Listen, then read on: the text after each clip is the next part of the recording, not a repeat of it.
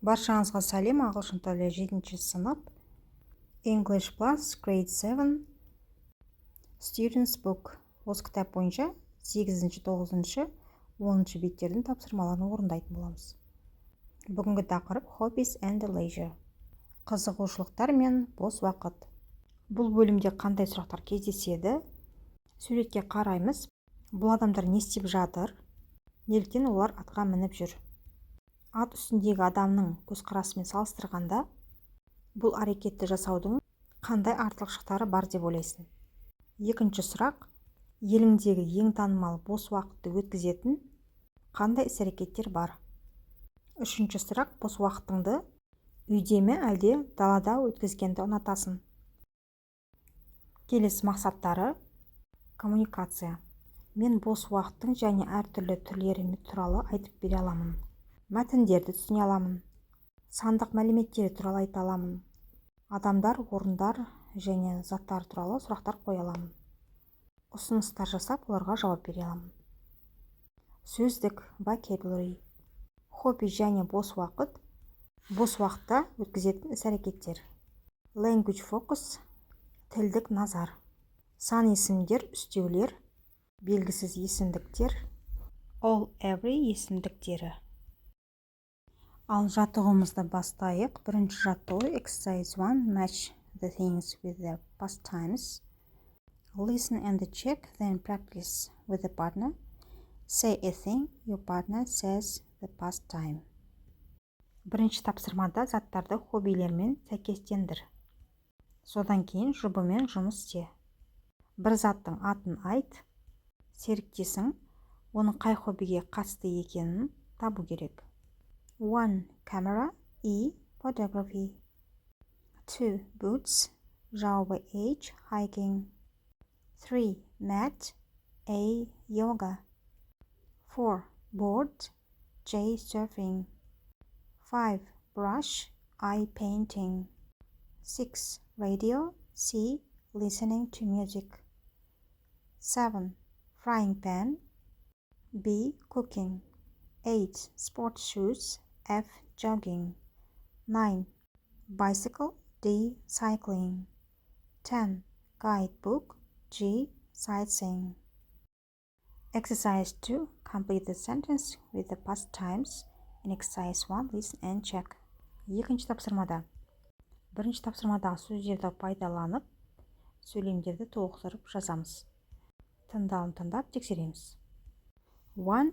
I love cooking Italian food. 2. Venice is a fantastic place for sightseeing. 3. Jogging 2 kilometers a day is good for you. 4. I feel very relaxed after I do yoga. 5. The hardest thing about surfing is balancing in the water. 6. He really enjoys painting portraits of his friends. 7. Hiking can be dangerous in bad weather. 8. A good camera makes photography easy. 9. She loves listening to music when she studies. 10. Cycling is good for you and helps the environment. Exercise 3. Work in pairs. Do the hobbies and the leisure quiz on page 9. Listen and check. Үшінші тапсырмада. Жұппен жұмыс. 9-ші беттегі хобби және бос уақыт тақырыбындағы квизді орындау. Тыңдалым тыңдап тексереміз. 1. Wedding portrait and fashion are types of photography. Жауабы A. Үйлену тойы, портрет, сән. Бұл қайсысына жатады? Жауабы A. Фотография. 2. Which Kazakh artist is famous for their painting? Қай қазақ суретшісі өз картиналарымен танымал? C. Айша Ғалымбаева. 3. Where do people go hiking? Адамдар жаяу серуендеуге қайда барады? B. In the mountains. 4. Where did yoga start? Йога қай елде пайда болды? Жауабы A. Индия. 5. Which place in Kazakhstan is famous for sightseeing? Қазақстандағы қай жер көрікті жерлермен аралаумен танымал? Көл-сай көлдерімен. 6. What do we need when we are surfing? Серфингмен айналысу үшін бізге не қажет? толқындар.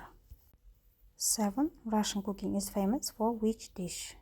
Орыс асханасы қай тағаммен танымал? Пельмень. 8. The tour of Almaty is cycling competition. Тур Алматы бұл веложарыс. 9. What animal do we need to play көкпар? Көкпар ойынын ойнау үшін қандай жануар қажет? Жылқы. Exercise 4. Work in pairs, ask and answer the questions. 4-ші тапсырмада жұппен жұмыс, сұрақ қойып жауап береміз. 1. What hobbies did you do when you were a child? Бала кезінде қандай хоббимен айналыстың? I like cycling and playing football. 2. Did you listen to music? Who was your favorite singer or band? Name a song you like. Сен музыка тыңдадың ба?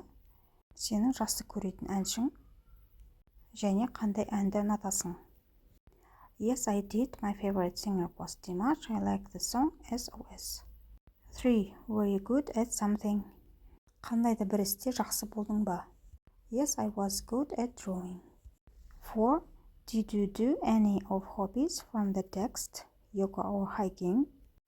Playing football or watching football? Swimming or cycling? Мәтіндегі хоббилермен айналыстың ба? Футбол немесе жүзу, велосипед тебумен айналыстың ба? Yes, I did. I went hiking and I rode a bicycle. The next one, келесі бізде 10-ші бет. Exercise 1. Look at the photo of buttons in the lift. What do you notice? Why do you think this happens? Бірінші тапсырмада лифттегі батырмалардың суретін қара, не байқадың? Сенің ойынша бұл неге болады? Суретте 13 саны жоқ екенін байқадым. Менің ойымша бұл адамдардың 13 саны сәтсіз сан болып есептеледі. Сондықтан лифтте 13 саны қолданылмайды. Жауабы былай. I noticed that there is no number 13. I think this happens because many people believe that 13 is an unlucky number, so some buildings do not use it. Exercise 2. Read the text. Add sentence AE to the photographs. There is one sentence that you do not need. Then listen and check. Екінші тапсырмада мәтінді оқимыз. AE сөйлемдерін тиісті абзацтарға қойып шығамыз. Тыңдалымды тыңдап тексереміз. Мәтіндегі сандармен жазылған абзацқа бірге C сөйлемі сәйкес келеді. The superstition started because a lot of major disasters in history happened on the 13th of the month. Бұл ырым көптеген тарих апаттардың айдың 13-ші күні болғандықтан пайда болды. 2A. In China and Japan, people believe that this number brings good fortune. Қытай мен Жапонияда 8 саны бақыт алып келеді деп ойлайды. 3E. So a building whose top floor is 50 may only have 36 floors. Сондықтан ең жоғарғы қабаты 50 болатын ғимаратта шын мәнінде небәрі 36 қабат болуы мүмкін. 4B. In Germany, people believe that you will be very lucky if you find the 4-leaf clover. Германияда адамдар төрт жапырақты бете тапсаң, жолың болады деп сенеді. Exercise 3. Build your vocabulary. Check the meaning of the words in blue in the text, then complete the sentence. Үшінші тапсырмада сөздік құру.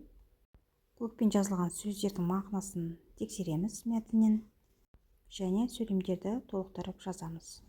1. She's happy, healthy and rich. She's lucky. 2. A lot of people have a fear of the dark. 3. My aunt doesn't like black cats. She's very superstitious. 4. I never win anything. I'm unlucky.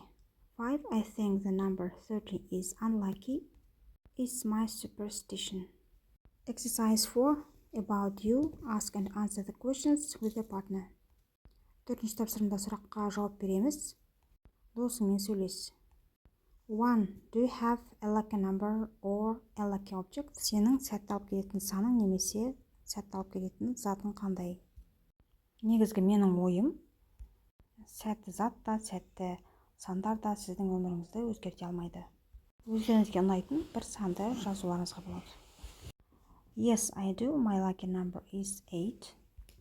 2. Do you fear number 13? Do you have a fear of any number? No, I don't. I don't fear any number. 3. What superstitions do your family members have? Do you believe them? No, I don't really believe it. 4. Do you think you are a lucky person or an unlucky person? Why? Өзіңді жолы болғыш адам деп есептейсің бе? Әлде жолы болмайтын адам деп ойлайсың ба? Неліктен? I think I'm a good person because good things often happen to me. Осымен сабағымыз аяқталды. The lesson is over. Сабақ пайдалы болса лайк басып тіркелуді ұмытпаңыздар. Достарыңызбен бөлісіңіздер. Bye bye.